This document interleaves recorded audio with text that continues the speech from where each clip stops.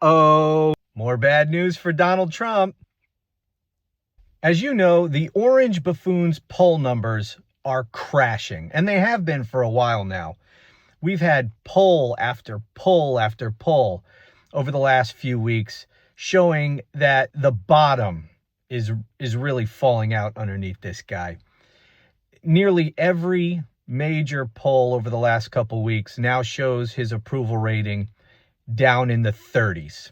In fact, his poll numbers are the lowest they have ever been, except for that short period of time right after the January 6th insurrection, when everybody thought that this piece of shit was just going to go, crawl under a rock, that the Republican Party, this was still when the Republican Party was turning their back on him. The absolute lowest point of this piece of shit's political career. He's almost down as low as those numbers. But outside of the January 6th insurrection and the immediate aftermath, this is the lowest he's ever been. Meanwhile, he's out there saying the exact opposite, because that's what he does. He just denies reality, and that's something that has worked really well for him, at least with his cult, for the last 10 years, basically. It doesn't matter what the truth is. It doesn't matter what reality is. Donald Trump just creates reality. He tells them what he wants them to believe, and they do. So he's out there saying his poll numbers have never been higher. My poll numbers have never been higher. This is the greatest poll numbers I've ever had. I'm the most popular president in history. Of course, the exact opposite is true. He is one of the most unpopular presidents in all of American history. And the polls day after day are proving that. And one of the things driving his horrendous poll numbers, before I get to that, this is how bad his poll numbers are. I showed you a clip from CNN the other day with Harry Enton, and I have another clip from Harry here in a minute. But it was on his support among young people, which he made great gains with young people in the last election. But all of that support that he gained among young people, it's gone.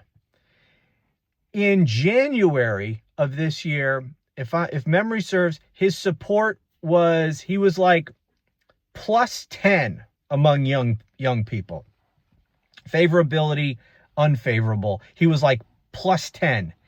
Now he is like minus 45 or something like that. He has lost like 50 points in his support among young people. I mean, that is a big freaking deal. He's lost support more among young people than any other group. That is a group of people, as I said in one of my previous videos, that realize they've been lied to. That's what that means. This is a group of people who were not part of his cult. The younger people, for the most part, even those who supported Donald Trump, they weren't wrapped up in this fucking Trump cult of personality garbage. They weren't subject to the same forces that created this cult-like devotion to Donald Trump among many of his followers. They supported him in 2024 because they are experiencing how hard it is to live in this country, how expensive everything is. And they were experiencing that during the Biden administration.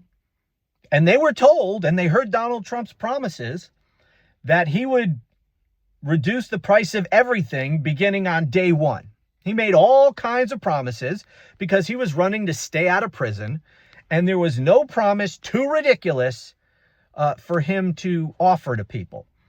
And so young people, not wrapped up in the cult, maybe pay scant attention to what's actually going on, see that things are not going well in this country. They experience how hard it is to just make ends meet. And they have this candidate who's promising to reduce the prices of everything on day one, who so many people are saying, the economy was great when he was president.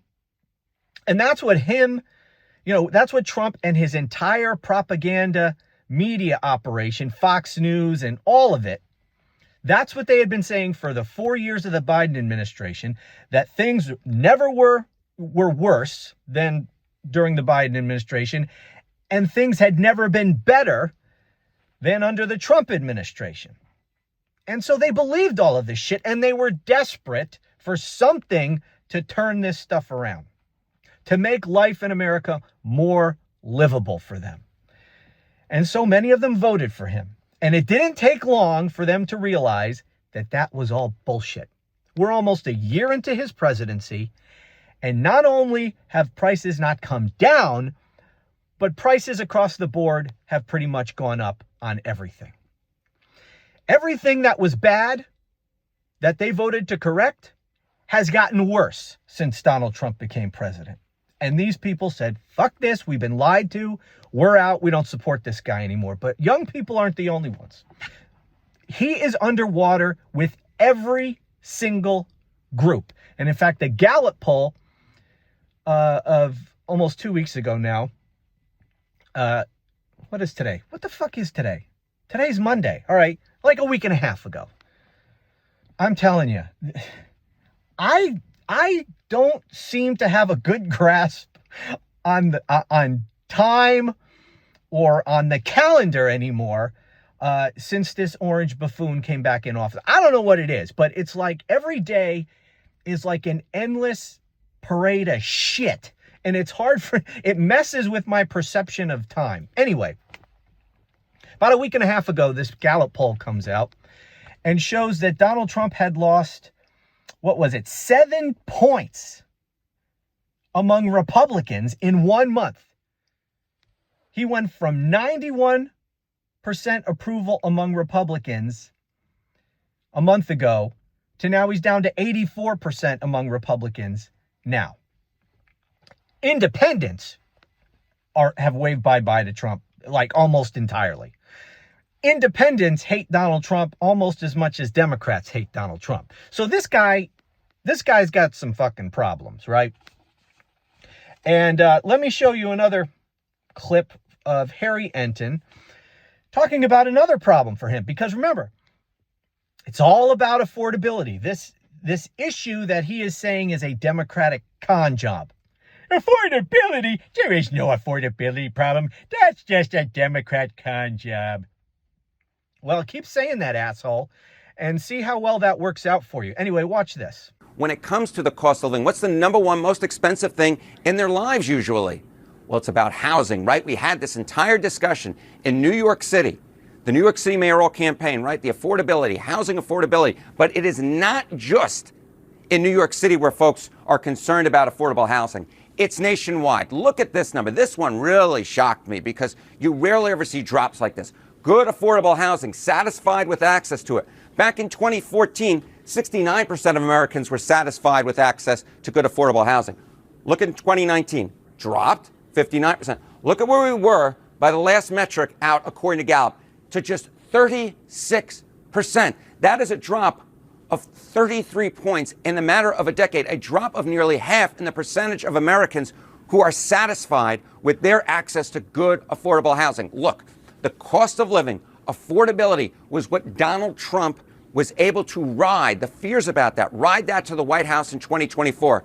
I dare say, Jessica Dean, he has lost the plot. He has lost the plot when it comes to the discussion about the cost of living, and now he dismisses it. He dismisses it at his own peril. We saw in Virginia, we saw in New Jersey how economic concerns really drove those races. We saw it in New York City, and if Donald Trump wants to continue to claim that this is a quote-unquote con job, well, his party will pay the price come the 2026 midterm elections. So people's perception or their satisfaction with affordable housing in this country is down to 36%. That was in 2024. What do you think it is now? It's got to be lower than that.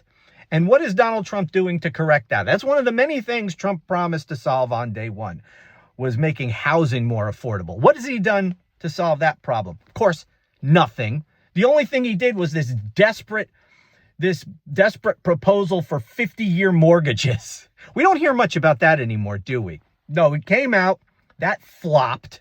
He was roundly criticized. And this is one of those things that even MAGA I was watching these people all over social media. They were slamming Trump for this. This is one of the things they were like, he's out of touch. He doesn't get it. How does this help normal people? All this does is enrich bankers. He's not for the little guy. I mean, this is one of those things that was, there are so many issues. And I'm telling you, if you're not following these MAGAs and what's being said in MAGA world, it's not just Epstein.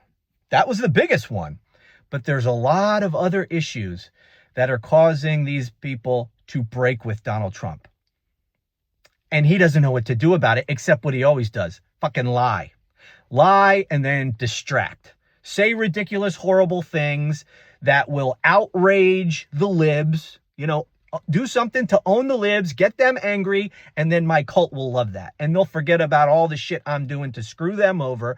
As long as I'm making the libs angry, they'll rally to my defense and they'll eat that shit up. And of course, it still does work to an extent, but not as much as it used to. Anyway, this is what he's doing. He's just denying it all. He's just pretending that affordability doesn't exist.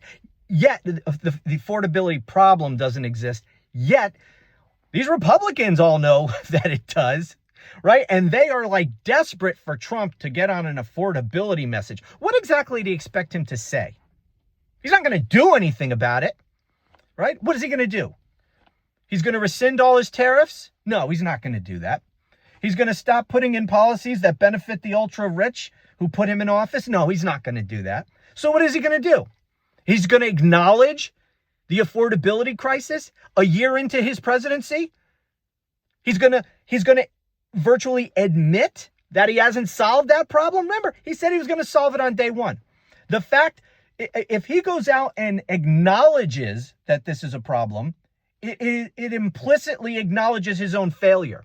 I saw Newt Gingrich the other day saying that Trump should make affordability the centerpiece, the entire focus of his State of the Union address in February. He's not going to do that again because it would prove that he's not done shit about it and that he's a failure. So he's not going to do that. He's going to do what he always does. He's just going to keep lying and lashing out at anybody who raises this as an issue. Okay, now another thing that's really bad for this guy. There was an article in Puck News came out, I think, yesterday that says up to 20 Republicans in Congress are expected to announce their resignations in the coming weeks. This is one of those things that Marjorie Taylor Greene warned about a few weeks ago, saying that people are leaving. And didn't somebody said, maybe it was Marjorie Taylor Greene, I don't think so, but somebody said that there are going to be retirements. People are just going to leave, not even wait till the end of their term. They're just going to leave. And that Republicans will lose the majority in the House this year, meaning before the midterm elections. Because they only have like a three person majority in the House, something like that. Just a couple of Republican retirements where they just say, all right, I'm out of here. I'm not even staying around till the end of my term. Just a handful of those and control of the House switches to Democrats. And somebody, I know you guys will remember, posted up in the comments. I forget who said it, but anyway, who knows? Maybe that'll play out. But Marjorie Taylor Greene was talking about there's going to be a lot of retirements. And now Puck News is reporting exactly that. Up to 20 plus Republicans are expected to announce their retirement. That is bad news for Donald Trump. Because for every one of those congressional districts where there's a retirement of a Republican incumbent, Republicans are losing the advantage of incumbency in all of those races. Now it'll be a completely open race with no incumbent in a year that is shaping up to be horrible for Republicans. That is really bad news, not just for Republicans, but for Trump. Because Trump knows that, and everybody, you could see, I mean, this is one of the things they're talking about. Marjorie Taylor Greene pointed this out. I hate having to quote Marjorie Taylor Greene as a source, but she's one of the few Republicans who have spoken out in any way lately. But one of the reasons for this exodus of Republicans from Congress is that they know they're going to lose the majority, at least in the House. If things keep going this way, they're going to lose the majority in the House. If things keep going as they are, I believe there's a good chance they lose the Senate as well, but definitely the House. And if that happens, what are these Republicans in the House going to do?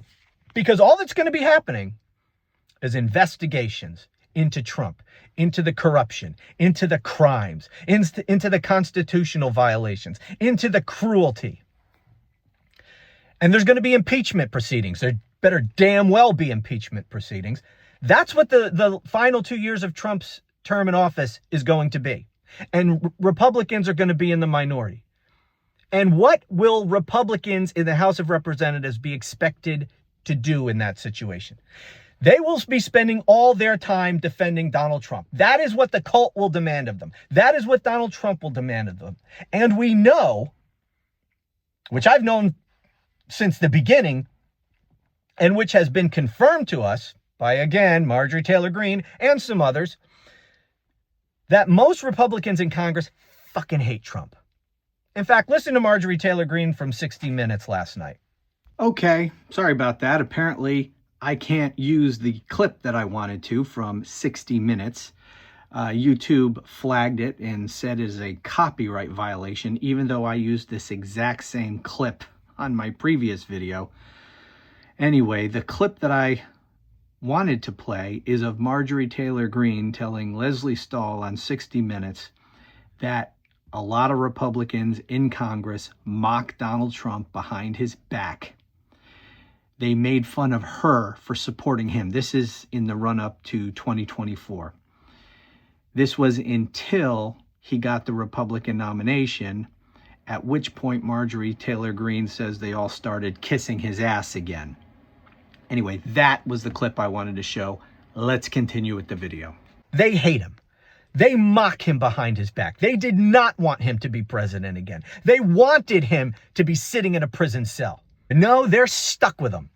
And if they are in the minority in the House, they are going to be called upon to defend this guy day in and day out. They're going to be having to defend a guy who they fucking hate. Is that what they want to do? No. A lot of them don't want to do it. Now, most of them will suck it up and they'll do it because they'll be telling themselves, oh, just 2 more years and this piece of shit is gone. I just got to kiss his orange ass for 2 more years. I got to do all this performative bullshit for his cult followers for 2 more years and then he's gone. Or maybe, a hamburger will get him before then, or whatever other friggin' medical condition he's clearly lying to everybody about. Maybe that'll take him out. Maybe Democrats will impeach him and they'll have enough votes in the Senate to convict his ass. Maybe that'll happen. But they'll just be telling themselves, I just got to survive for 2 more years. So most of them will do it. But a lot of them, they're done. They're like, forget it. If this reporting is correct from Puck News, that there's all these retirements coming, I'm sure part of the calculation is, forget it. I don't want to do this. I'm not sucking his orange ass for 2 more years. I'm not putting myself through this for 2 more fucking years to be in the minority. I'm done with this. So in a way, in a glorious way, this is almost becoming a self-fulfilling prophecy here. These Republicans are anticipating a big Democratic win in the midterms, so they're getting out, which is going to make a big Democratic win more likely. And then the investigations begin. Then the impeachment proceedings begin. So this is really bad for Donald Trump, but anything that's bad for Donald Trump is good for America. This piece of shit needs to go down. However this turns out, it has to end very badly for him. That is imperative for the future of this country going forward. This man cannot be seen as having been a successful president by anyone. And I don't think he will be. I think when all is said and done, you're going to be hard pressed in the not too distant future to find anyone willing to admit that they ever supported him. That's how bad I think it's going to be in the end. for Donald Trump. And that's how bad it needs to be. Because if Donald Trump were to leave the scene today, but if something happened to take him out today, we'd still have a huge problem on our hands. Because MAGA still, for the most part, the Republican Party, 84% still love this fucking guy. Right? And so the myth of Trump will live on, and MAGA will live on. We need to quash MAGA. And in order to do that, Donald Trump needs to go down in flames. He needs to go down real bad, real ugly, so that his criminality and everything else about this corrupt piece of shit is exposed to everyone. No one can deny it. And no one will want to admit they ever supported it. And by the way, don't forget, you can get my little buddy here on a coffee mug. Perfect gift for Christmas or whatever other holiday you're into, or for no reason whatsoever. I have put a link to the Romano Report shop in the video description below. I've also got other designs over there. They are all anti-Trump, don't worry. Anyway, that's it. Thanks for watching. Please visit the shop, and I'll talk to you again soon.